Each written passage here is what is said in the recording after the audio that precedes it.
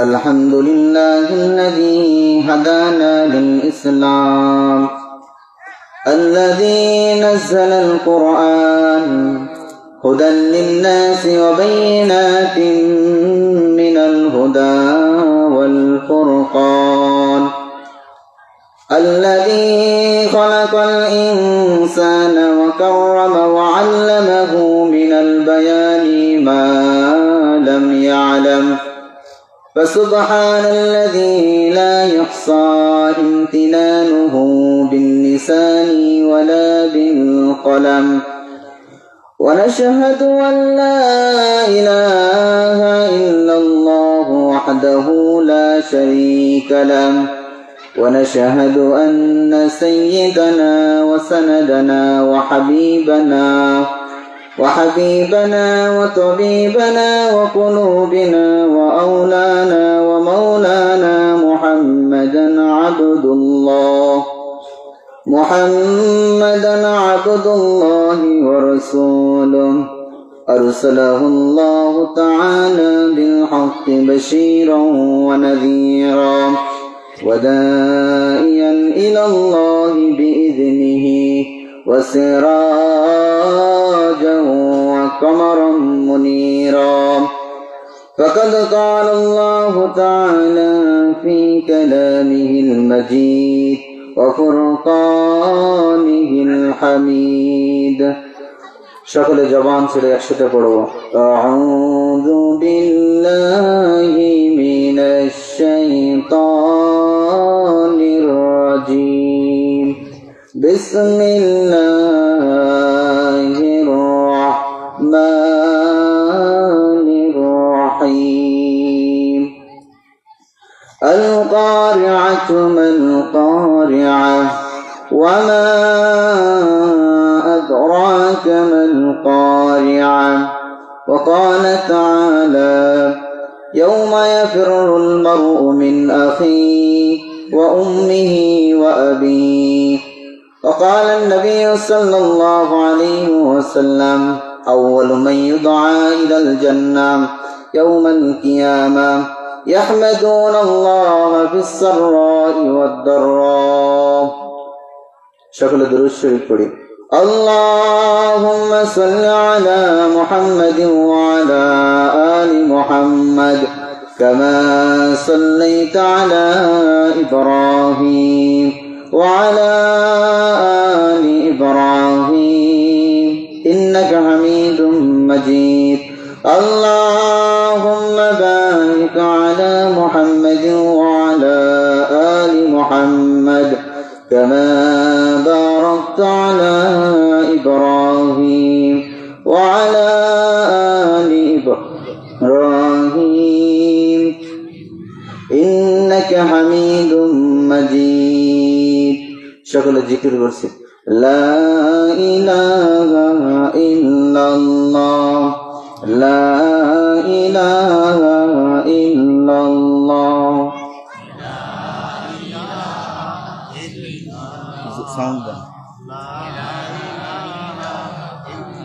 لا إله إلا الله.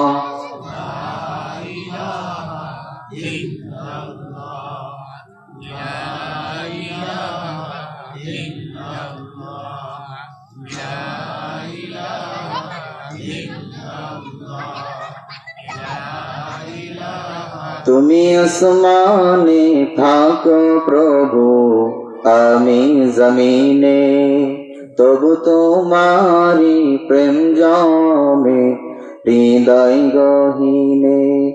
আমি তোমারি গোলাম গো, অন্য কারণা, আলিমুল গায়ব তুমি, মালিক রব্বানা।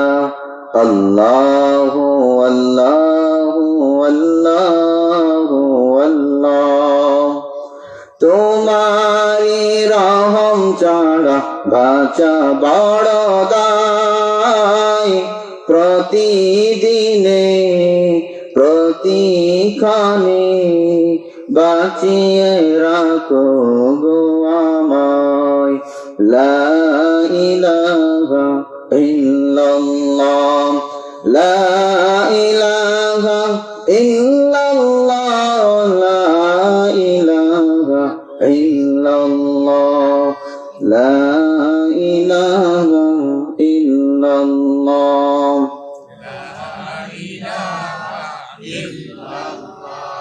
লা ইলাহা ইল্লাল্লাহ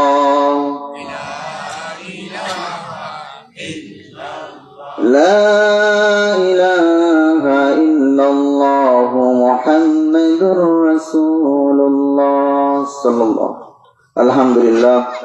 আল্লাহ রাব্বুল আলামিন আমাদেরকে দামি মজলিসে আসবার মতো তৌফিক দান করেছেন। তাফসীরুল কোরআন মাহফিলের মজলিসে আসবার মতো তৌফিক দান করেছেন। আল্লাহ রাব্বুল আলামিন বড় সুস্থতার নিয়ামত দান করেছেন। আল্লাহ রাব্বুল আলামিন আমাদেরকে এমনই একটা সময় উপস্থিত করেছে যে সময়টা বড় দামি একটা সময়। আল্লাহ রাসূল সাল্লাল্লাহু আলাইহি ওয়াসাল্লাম বলেন, কোন ব্যক্তি যদি রাতের অন্ধকারে কোরআনুল কারীমের বয়ান শুনে, কোন ব্যক্তি যদি রাতের অন্ধকারে জিকির করে, তাহলে আমার ওই উম্মত কিয়ামতের ময়দানে আমার সাথেই উঠবে। সুবহানাল্লাহ। এজন্য আল্লাহ রাব্বুল আলামিন আমাদেরকে দামি মজলিসে এনেছেন। তাই আমরা এই দামি মজলিসে এখনো যারা আসতে পারি নাই, দ্রুত চলে আসব। তো আল্লাহ রাব্বুল আলামিন আমাদেরকে সুস্থতার নিয়ামত দান করেছেন। এজন্য সেই মহান মনিবের দরবারে লাখ কোটি শুকরিয়া আদায় করছি, আলহামদুলিল্লাহ। আল্লাহ রাব্বুল আলামিন সূরাতুল কারিয়ার মধ্যে বলেন, আল কারিয়াহ মাল কারিয়া। আল্লাহ রাব্বুল আলামিন তার গোলামদেরকে বোঝান যে এমন একটা সময় আসবে যে সময় মানুষ কোরআন থেকে বিমুখ হয়ে যাবে, রাসূলের হাদিস থেকে বিমুখ হয়ে যাবে। যে সময়টা মানুষ কোরআনের বিরোধিতা করবে, হাদিসের বিরোধিতা করবে, যে সময়টা জিনার আড্ডা বেড়ে যাবে, জুয়ার আড্ডা বেড়ে যাবে, যে সময় মানুষ গুনাহ করবে প্রতিযোগিতা করে, যে সময়টা আলেমদের উপরে নির্যাতন হবে, যে সময়টা ইসলামের উপর নির্যাতন হবে, সেই সময় আল্লাহ রাব্বুল আলামিন কিয়ামত সংগঠন করবে। সুবহানাল্লাহ। তো আল্লাহ রাব্বুল আলামিন এই সূরার মধ্যে কিয়ামত সম্পর্কে এমন ভাবে তুলে ধরেছে, আমরা যদি সঠিকভাবে বলতে পারি, সঠিকভাবে শুনতে পারি, মনে হবে কিয়ামত কেমন যেন আমাদের সামনে হইতেছে। এজন্য যত সময় থাকবো আমরা মনোযোগ সহকারে শুনবো। তবে বয়ানের মাঝে মধ্যে আল্লাহু আকবার, সুবহানাল্লাহ এগুলো বলার প্রয়োজন আছে। এগুলো আমরা কেউ কৃপণতা না করে আমরা এমন ভাবে আওয়াজ দিব, যদি এই ময়দানের মধ্যে কোনো বাতিল থাকে সে উঠে যাবে, যদি এই ময়দানের আশেপাশে কোনো বাতিল থাকে সে বুঝবে এখানে মুহাম্মাদের সৈনিক আছে, সুতরাং এখানে থাকা যাবে না। আল্লাহ রাব্বুল আলামিন বলেন, আল কারিয়াতু মাল কারিয়া, মহাপ্রলয় কিয়ামত সংগঠন হবে। মাল কারিয়া, আপনি জানেন সেই কারিয়া কি? ওয়া মা আদরাকা মাল কারিয়া। আল্লাহ রাব্বুল আলামিন বলে, পয়গম্বর আপনি কি জানেন এই কিয়ামত কি হবে? এই কিয়ামত কেমন ভাবে সংগঠন হবে? মহাপ্রলয়টা কেমন হবে আপনি কি জানেন? কে বলতেছে? আল্লাহ রাব্বুল আলামিন রাসূল সাল্লাল্লাহু আলাইহি ওয়াসাল্লামের উপরে এই কোরআনুল কারীম নাযিল করে বলতেছেন, ওমা আদরাকা মাল কারিয়া, আপনি কি জানেন এই কারিয়া কেমন?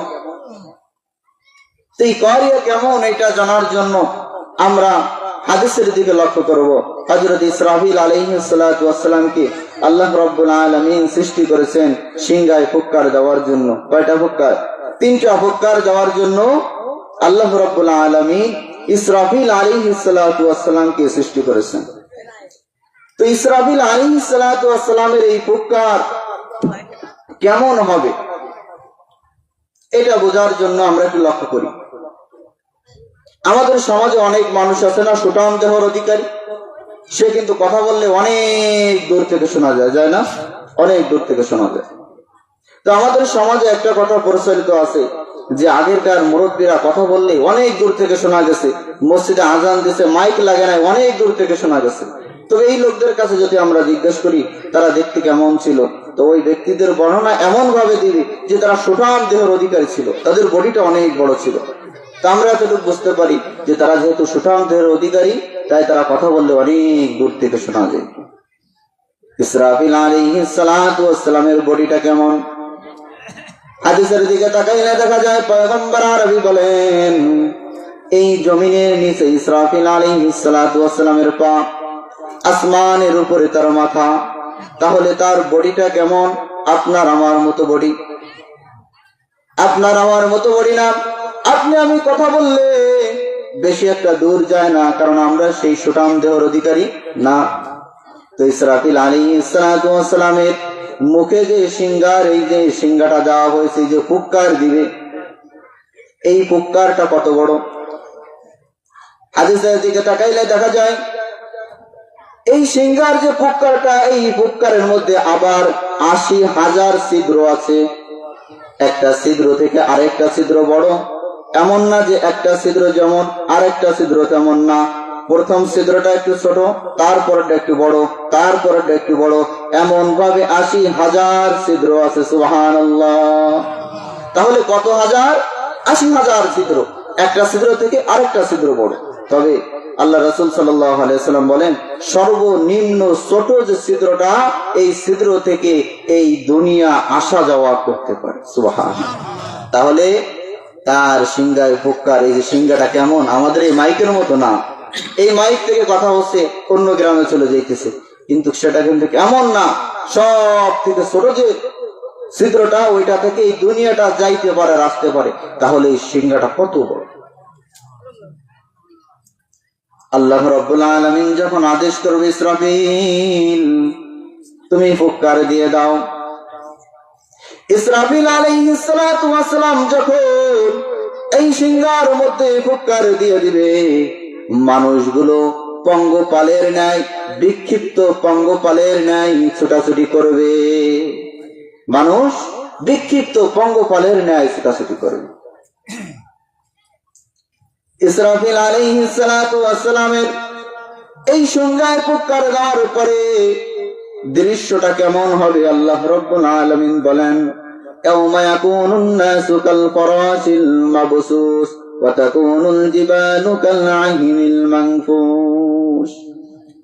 আল্লাহ রাব্বুল আলামিন বলেন, গোলাম, ইসরাফিল আলাইহিস সালাতু ওয়াস সালামের এই সিংহায় ফুৎকার দেওয়ার পরে পাহাড় তুলার ন্যায় উড়তে থাকবে। সুবহানাল্লাহ। পাহাড় তুলার ন্যায় উঠতে থাকবে। পৃথিবীর জমিনে আমরা দেখতে পাই না যে পাহাড়ে উঠতে আমাদের কত কষ্ট হয়, অনেক সময় লাগে।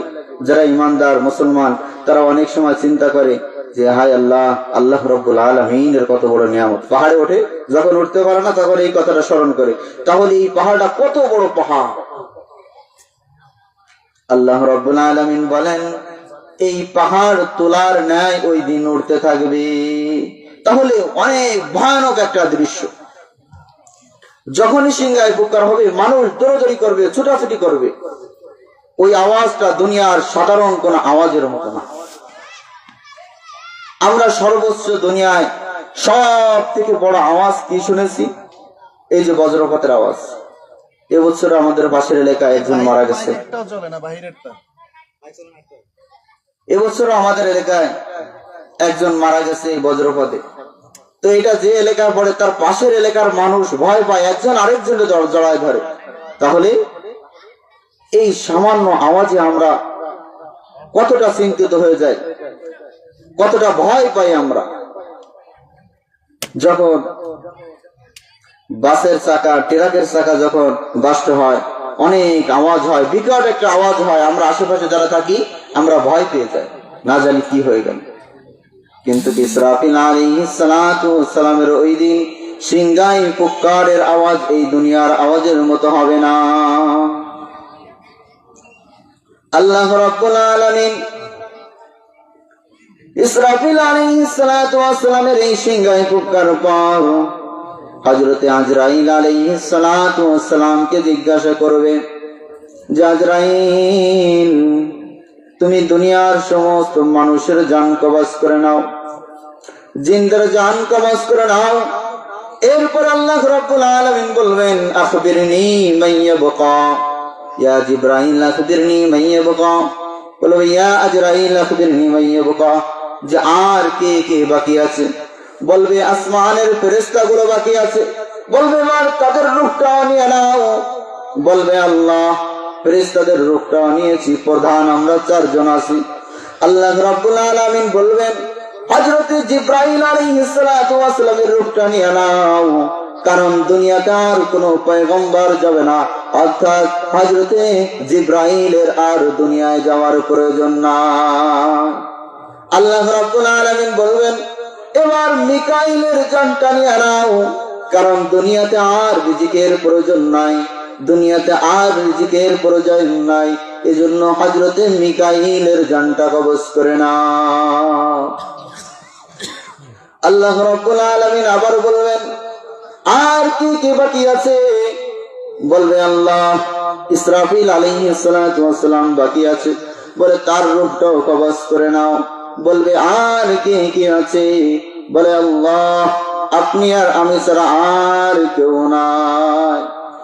তো আজরাইল আলাইহিস সালাতু ওয়াস সালাম চিন্তা করবে যে মনে হয় আমরা দুজনই থাকবো। আল্লাহ রাব্বুল আলামিন বলে, না, তুমিও মরে যাও। আল্লাহ রাব্বুল আলামিন ঘোষণা করে দিলেন, কুল্লু মান আলাইহা ফানি ওয়া ইয়াবকা ওয়াজহু রাব্বিকা যুল জালালি ওয়াল ইকরাম। যে ভূখণ্ডে যা আছে সব ধ্বংস হয়ে যাবে, বাকি থাকবে একমাত্র আল্লাহ। তাহলে এই দুনিয়াটা শুরু আছে আবার শেষও আছে। আল্লাহ রাব্বুল আলামিন বলেন যে আমি কোরআনকে সৃষ্টি করি নাই, তবে ও আজালিন মুসাম্মা, একটা নির্দিষ্ট সময়ের জন্য সৃষ্টি করেছি। এই জন্য বাজান আমার, একটু চিন্তা করেন ওই দিন কেমন ভয়ানক অবস্থা হবে। ওই দিন যদি আমরা থাকি আমাদের অবস্থাটা কেমন হবে।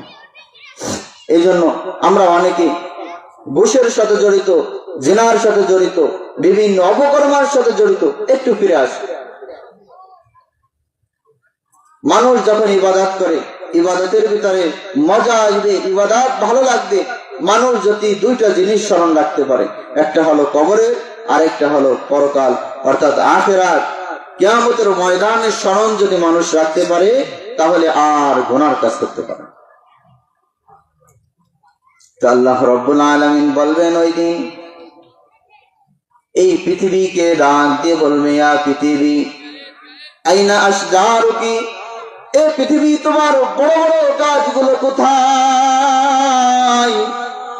যে গাছের কাছে মানুষ গিয়ে সিজদা করতো, আমি আল্লাহকে বাদ দিয়ে গাছের কাছে সিজদা করতো, ওই দিন আল্লাহ রাব্বুল আলামিনের ওই আওয়াজে, কাহারিয়াতের আওয়াজে এই পুরো জমিনটা, আসমান জমিন থরথর করে কাঁপতে থাকবে। যেন গাছের কাছে জিজ্ঞাসা করবে যে গাছ, আজকে তুমি কোথায়? যে তোমাকে সিজদা করতো, আমি আল্লাহকে বাদ দিয়ে তোমাকে সিজদা করতো, একটু উঁচু করে দেন, তোমাকে সিজদা করতো, আজ তুমি কোথায়? মানুষ শিরিক করে না, গাছের কাছে গিয়ে চায়।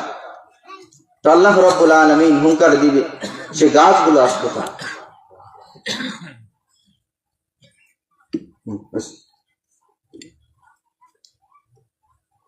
আল্লাহ রাব্বুল আলামিন গাছকে জিজ্ঞাসা করবে, হে গাছ, তুমি আজ কোথায়? তোমার কাছে মানুষ যাইতো, সিজদা করতো, বিভিন্ন জিনিস মানত করতো। আসলে গাছের কাছে যাওয়া যাবে? আল্লাহ রাব্বুল আলামিন এই কিয়ামত সংগঠন করবে কোন সময়? যখন মানুষ শিরকের সাথে লিপ্ত হয়ে যাবে। এজন্য আমরা আজ থেকে একটু আদবদ্ধ হই, জীবনে যতদিন বেঁচে থাকবো আর কখনো শিরিক করবো না। একটু হাত তুলি, কারা কারা আর শিরিক করবো না? আল্লাহ আমাদের হাতকে কবুল করেন, আমিন। তাহলে আমরা শিরিকের সাথে আর লিপ্ত থাকবো না। আমরা আমাদের সন্তানকেও আদেশ করব যেন কোনো শিরিকের সাথে লিপ্ত না হয়। অনেক সময় বলে ফেলি যে ওষুধটা না খাইলে আমি সুস্থ হইতাম না। সুস্থ করার মালিক কেডা? আল্লাহ। সুস্থ করার মালিক ঔষধ না, সুস্থ করার মালিক কোনো ডাক্তার হইতে পারে না, সুস্থ করার মালিক আল্লাহ। তো সন্তানদেরকে আমরা আদেশ করবো যেন তারা শিরিক না করে।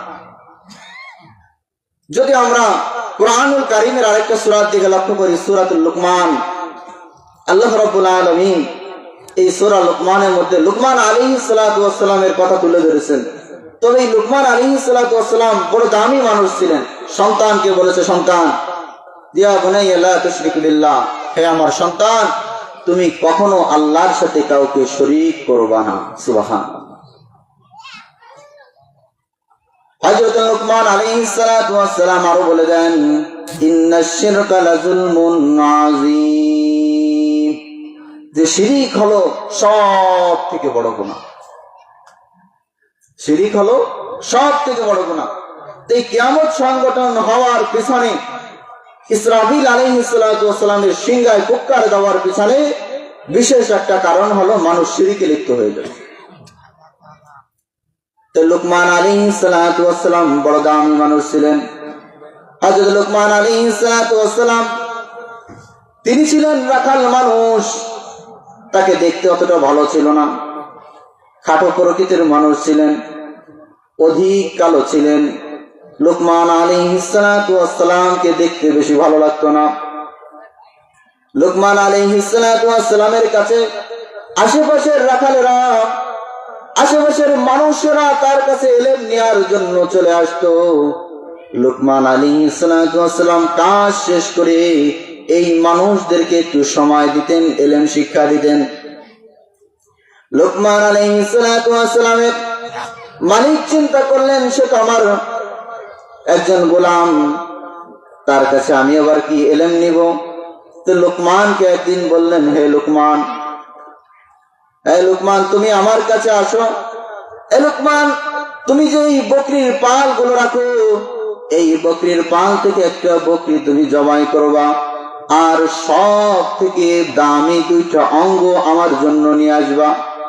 লুকমান আলাইহিস সালাতু ওয়াস সালাম একটা বকরি জবাই করে সব থেকে দামি অঙ্গ অর্থাৎ হৃৎপিণ্ড আর জিহ্বাকে এনে দিলেন। মালিক লুকমানকে পরীক্ষা করতেছেন যে আসলে তিনি জ্ঞানী কিনা। পরের দিন আবার বললেন, লুকমান, তুমি আরেকটা বকরি জবাই করবা, আর সব থেকে নিকৃষ্ট দুইটা অঙ্গ তুমি আমার কাছে নিয়ে আসবা। লুকমান আলাইহিস সালাতু ওয়াস সালাম ওই দিন হৃৎপিণ্ড আর জিহ্বা কেটে আনলেন। লুকমান আলাইহিস সালাতু ওয়াস সালামকে জিজ্ঞাসা করা হলো যে তোমাকে আমি বললাম সব থেকে দামি অঙ্গ নিয়ে আসবা, সেদিনও জিহ্বা আর হৃৎপিণ্ড আনলা।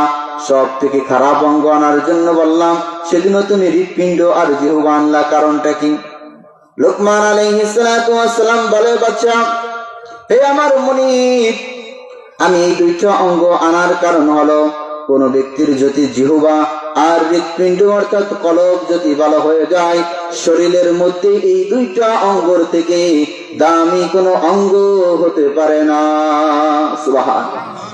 আর বলে এই দুইটা যদি খারাপ হয়, তাহলে এই পুরো শরীরের ভিতরে এর থেকে খারাপ আর কোন অঙ্গ হইতে পারে না।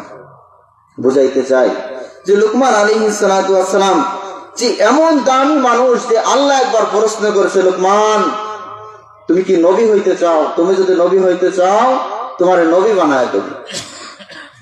তাহলে কত বড় দামি মানুষ, সে তার সন্তানকে আদেশ করতেছে, ইয়া বুনাইয়া লা তুশরিক বিল্লাহ, হে আমার সন্তান, তোমরা আল্লাহর সাথে শিরিক করবে না। ইন্নাশ শিরকা লাযুলমুন আযীম, নিশ্চয় শিরিক হলো মহা অপরাধ, সব থেকে বড় গুনাহ। আল্লাহ রাব্বুল আলামিন হুঙ্কার দিবেন, ইয়া পৃথিবী আইনা আশজারুকি, হে পৃথিবী তোমার বড় বড় গাছগুলো কোথায়? আবার বলবে, ইয়া পৃথিবী আইনা আনহারুকি, হে পৃথিবী তোমার বড় বড় নদীগুলো কোথায়?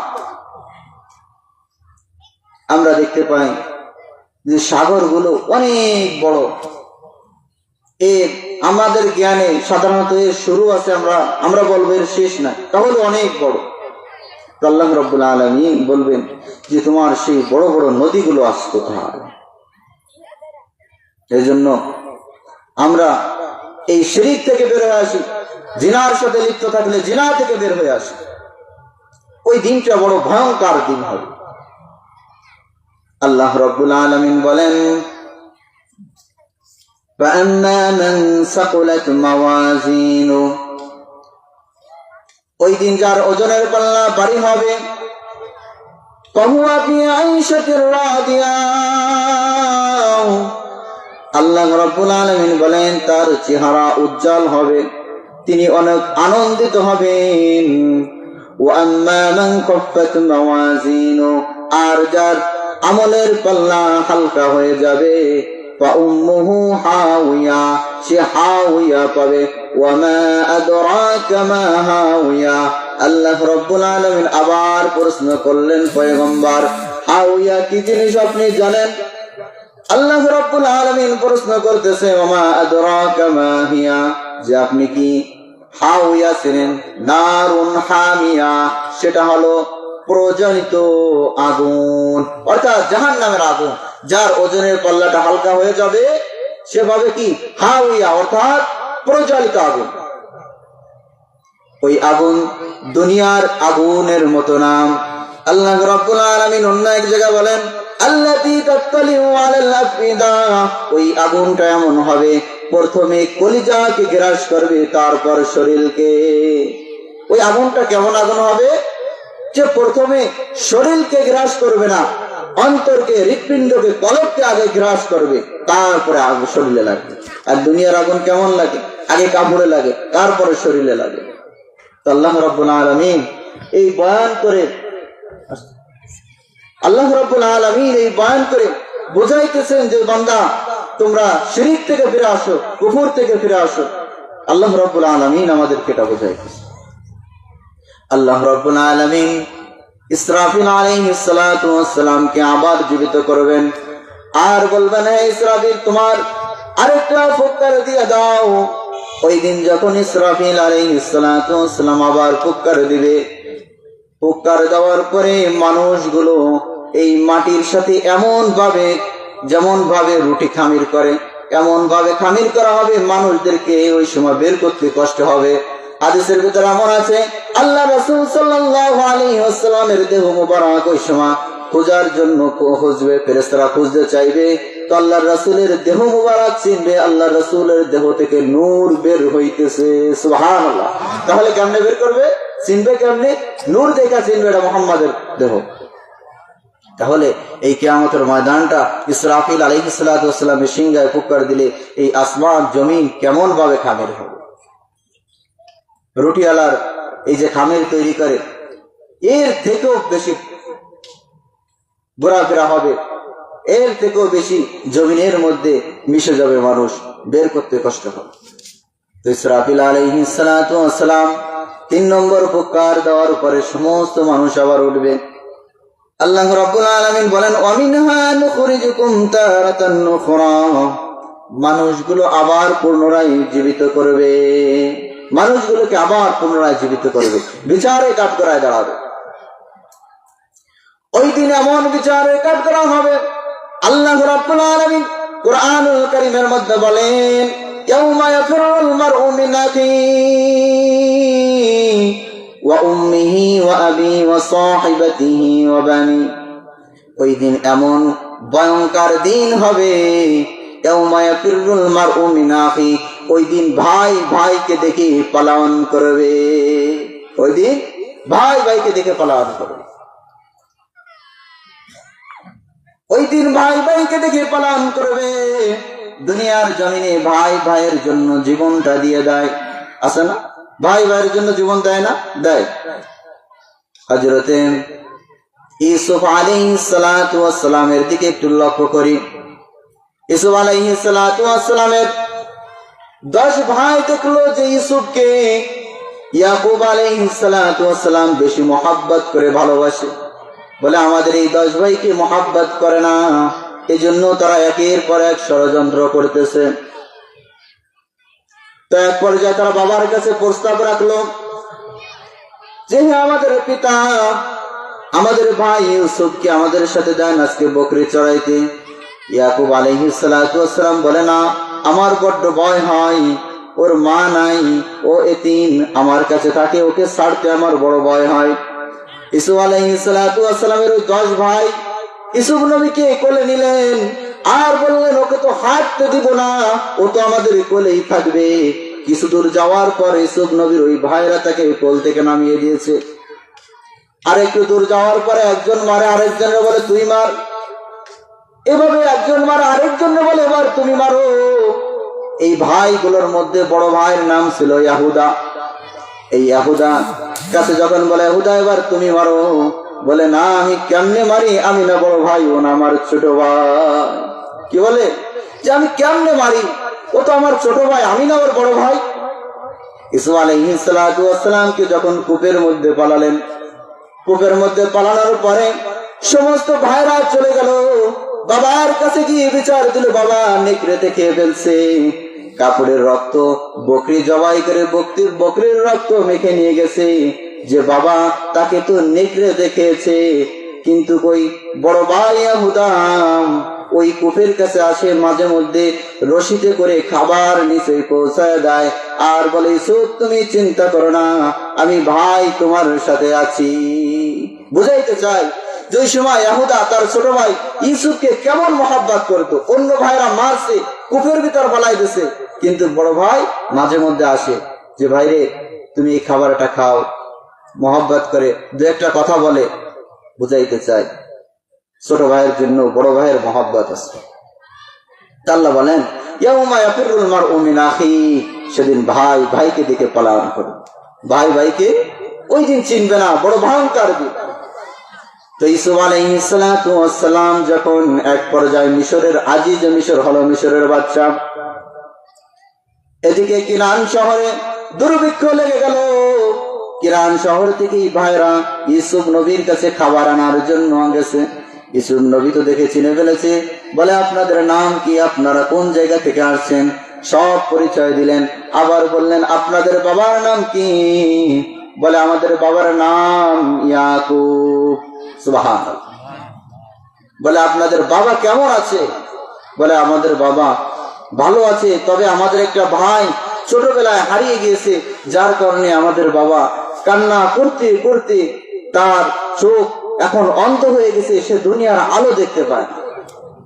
কি বলছে যারা কূপে বলাইতেছে, এরা আবার বলতেছে কি যে ছোটবেলায় ভাইটা হারাই গেছে, এজন্য আমাদের বাবা ইয়াকুব আলাইহিস সালাতু ওয়াস সালাম কান্না করতে করতে অন্ধ হয়ে গেছে। ইউসুফ আলাইহিস সালাতু ওয়াস সালাম আবার প্রশ্ন করলেন আপনাদের কি অন্য কোনো ভাই নাই, বলে আছে, বলে আমাদের আরেকজন ভাই আছে বনিয়ামিন। ইউসুফ আলাইহিস সালাতু ওয়াস সালাম কৌশলে তাদেরকে বলে দিলেন যে আগামীবার খাবার শেষ হয়ে গেলে বনিয়ামিনকে না আনলে আর খাবার দিব না। সুবহানাল্লাহ। তো বললেন যে বনিয়ামিনকে না আনলে আর খাবার দিব না। বনিয়ামিনকে আনলেন, আনার পরে রাতের বেলা দুই ভাইকে এক একটা রুম ভাগ করে দেয়। এখন আসছিল 10 জন, 5টা রুম দিয়েছে। এখন বনিয়ামিন বাদ আছে, বলে আপনাদের এই ভাই কোথায় থাকবে, এই ভাইটাকে যদি আমার সাথে আমার রুমে নেই, কোনো সমস্যা আছে। ওরা চিন্তা করে যে না, এ তো আদি যে মিশর, এর সাথে যখন আমাদের সম্পর্ক বেশি হবে আমরা খাবার একটু বেশি পাবো, কিরান শহরে আমরা খাবার একটু বেশি নিয়ে যেতে পারবো।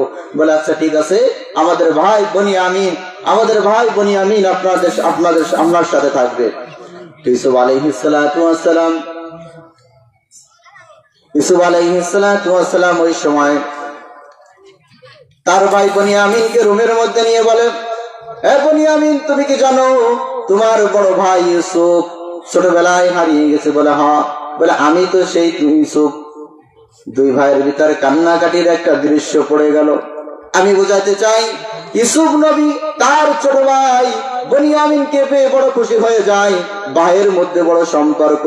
ইয়াকুব আলাইহিস সালাতু ওয়াস সালামের বড় ছেলে ইয়াহুদা ইউসুফের উপর আঘাত করে না, কারণ ভাইয়ের মধ্যে বড় মহব্বত। আল্লাহ বলেন ইয়াউমা ইয়াফিরুল মারউ মিন আখি, আমি আল্লাহ এমন একটা দিবস তৈরি করব, এমন একটা দিন তৈরি করব যেদিন ভাই ভাইকে দেখে পলায়ন করবে। সুবহানাল্লাহ। বুঝাইতে চাই যে কিয়ামতের দিবসটা অনেক ভয়ঙ্কর দিন, যেদিন ভাই ভাইকে দেখে পলায়ন করবে। ওয়া উম্মিহি ওয়া আবি, পিতামাতা সন্তান পরিচয় দিবে না। ওই দিন মা বলবে না দুনিয়াতে তো আমার বিয়েই হয় না, তো সন্তান হইলো কেন? বাবা বলবে আমি তো বিয়েই করি না, তো সন্তান হইলো কেন? বাবা মা ধরা পড়ে যাবে, সন্তানের কাছে একটা নেকির জন্য যাবে, বলবে না আপনাদের তো আমি চিনি না। তাহলে বড় ভয়ঙ্কর দিন। এজন্য আমার সময় শেষ। প্রধান অতিথি মাওলানা মিরাজ মাহমুদ চলে আসছেন। হুজুর অনেক দামি কথা বলেন, আমরা সকলে মনোযোগ দিয়ে শুনবো, হুজুরের কথাগুলো আমল করার চেষ্টা করব। সর্বশেষ কথা হলো, এই কিয়ামত কখন সংঘটিত হবে? যখন শিরিক বেড়ে যাবে, যখন কুফর বেড়ে যাবে, যখন জিনা বেড়ে যাবে, যখন সমস্ত রকম অপকর্ম মানুষ প্রতিযোগিতা করে করবে, তখন এই দিনটা কায়েম হয়ে যায়। এখন এই দিনটা বড় ভয়ঙ্কর দিন। আমরা একটু ওয়াদাবদ্ধ হতে পারি না যে যতদিন আমরা বাঁচবো, আল্লাহর হায়াত, আল্লাহ আমাদেরকে যতদিন বাঁচায়, আমরা 5 ওয়াক্ত নামাজ জামাতের সহিত পড়বো। কে কে আছে একটু হাত উঁচু করে? হুজুর, মাহফিলের ময়দান বড় দামি ময়দান থেকে ওয়াদা করলাম হুজুর 5 ওয়াক্ত নামাজ পড়ার চেষ্টা করবো ইনশাআল্লাহ। হায়াতের জিন্দেগি খুবই কম, হায়াতের জিন্দেগি খুবই কম। আমরা নিজেরা চিন্তা করি, যার 60 বছর বয়স হয়েছে তার কাছে জিজ্ঞাসা করি যে আপনি আপনার জীবনের পিছনের দিকে লক্ষ্য করেন, সে আমাকে কি বলবে জানেন? যে হুজুর সেদিনই তো বললো কালকে, সেদিন বিবাহ করলাম, সেদিন সন্তান হলো, সব কিছু কেমন যেন সেদিন বলে। কিন্তু যখন জিজ্ঞাসা করা হয় যে আল্লাহর রাসূলের হাদিস অনুযায়ী 60, 65, 70 বছরের হায়াত, তাহলে আপনার কাছে 60 বছর সেদিন মনে হয়, তাহলে সামনের 5টা বছর, সামনের 10টা বছর, তাহলে আর কত দূর হইতে? কিন্তু এই 60 বছর তার কাছে সেদিন, 10 বছর তার কাছে অনেক বড় বিল্ডিং করতে হবে, সন্তানদেরকে ইঞ্জিনিয়ার বানাইতে হবে, বিভিন্ন চিন্তা ভাবনা। সম্মানিত হাজিরিন, এত সমাজে আলোচনা করলাম। আল্লাহ রাব্বুল আলামিন প্রথমে আমাকে আমল করার তৌফিক দান করেন, এরপরে আল্লাহ রাব্বুল আলামিন আমাদের সকলকে এর উপর আমল করার তৌফিক দান করেন। আমিন। ওয়া আখিরু দাওয়ানা আনিল হামদুলিল্লাহি রাব্বিল আলামিন। আসসালামু আলাইকুম ওয়া রাহমাতুল্লাহ।